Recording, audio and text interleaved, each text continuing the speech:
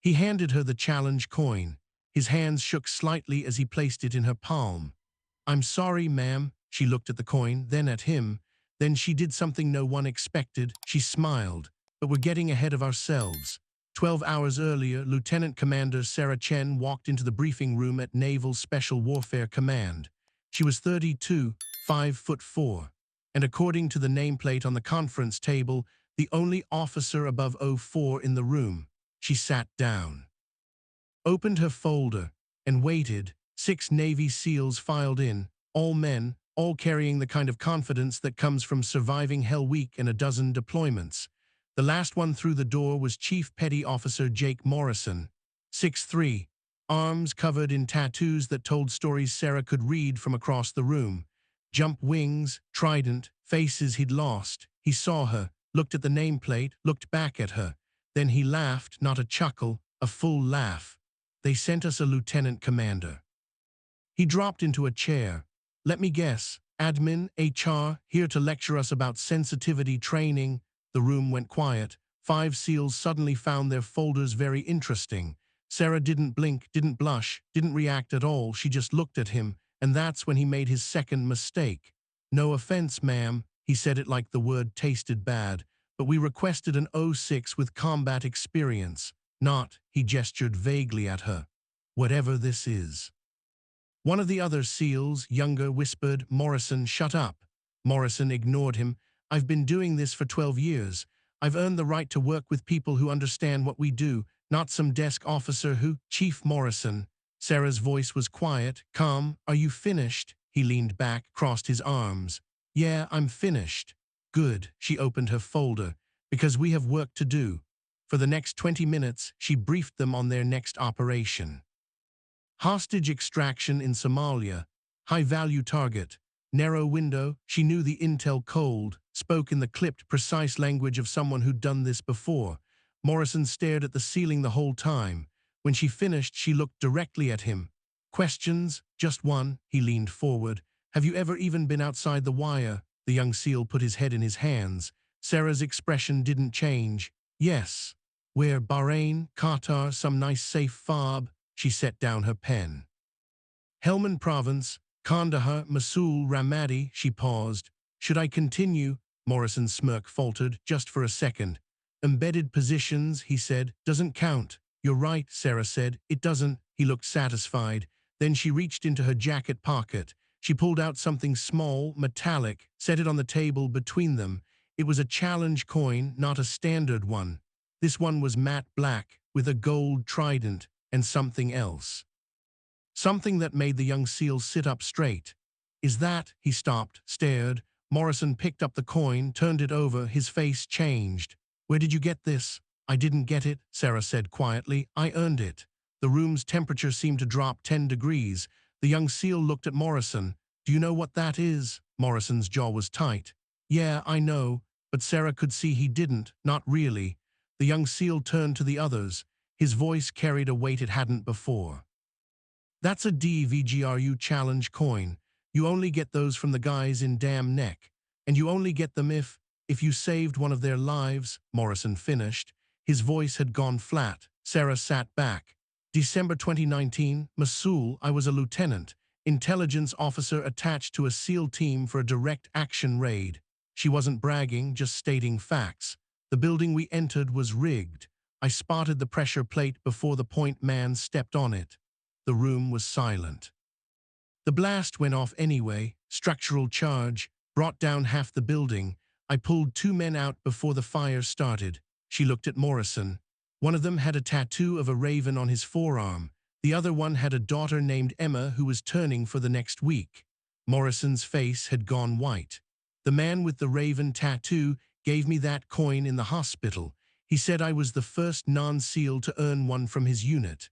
She picked up the coin. "He also said that anyone who questioned my right to lead operators could go to hell." No one moved. "His name was Senior Chief William Morrison." She tilted her head.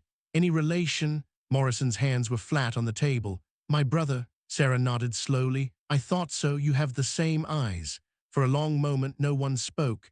Then Morrison's voice came out rough. "Billy died 6 months ago, training accident." I know, Sarah said softly. I was at the funeral, back row. I didn't want to intrude. Morrison looked up, really looked at her for the first time. He used to talk about that day, Morrison said, about the intel officer who shouldn't have been in that building, who went back in anyway. He swallowed hard.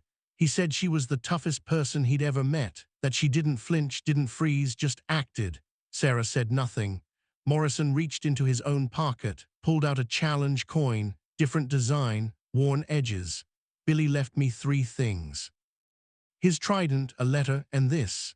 He set the coin on the table. He told me in the letter that if I ever met a Lieutenant Chen, I should give her this. Said she'd earned 2, said the first one wasn't enough.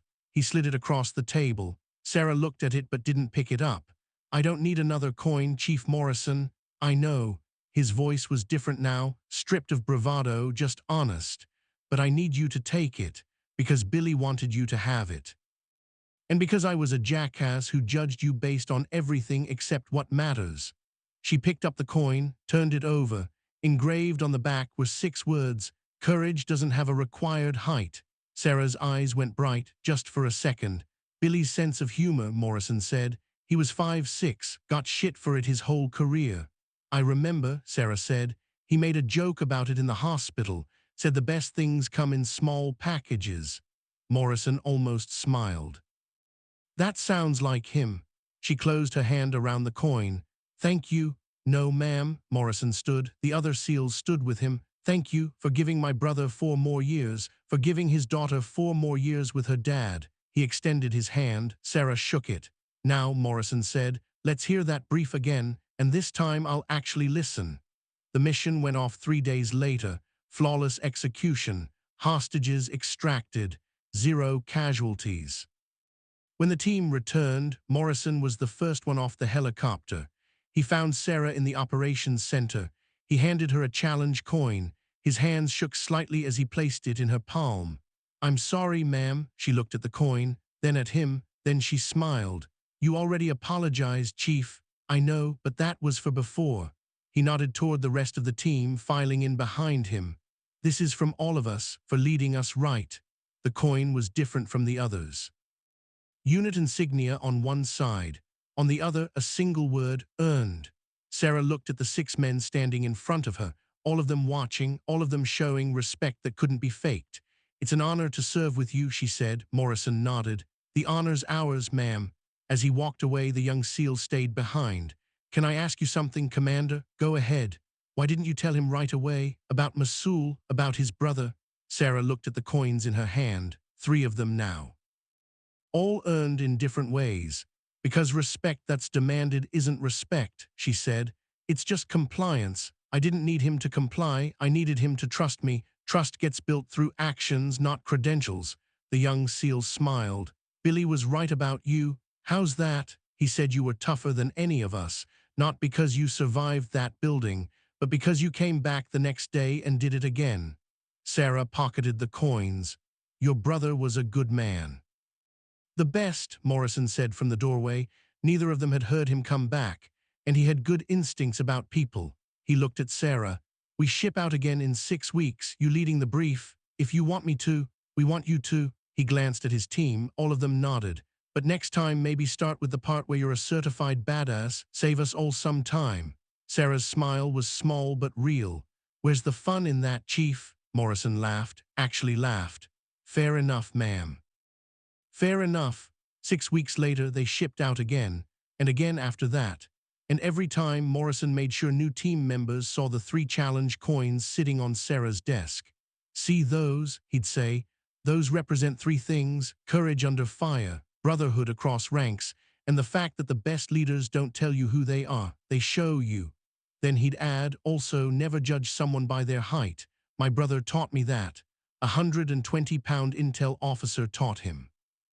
And if anyone questioned why they were taking orders from a 5'4" lieutenant commander, Morrison would hand them a matte black challenge coin. Earn one of these first, he'd say, then we'll talk. No one ever questioned her again, because respect isn't given, it's earned, and some people already paid the price before you ever showed up. Sarah Chen had paid it in full, in fire, in blood. in actions that spoke louder than any rank insignia ever could. And the men who served with her never forgot it.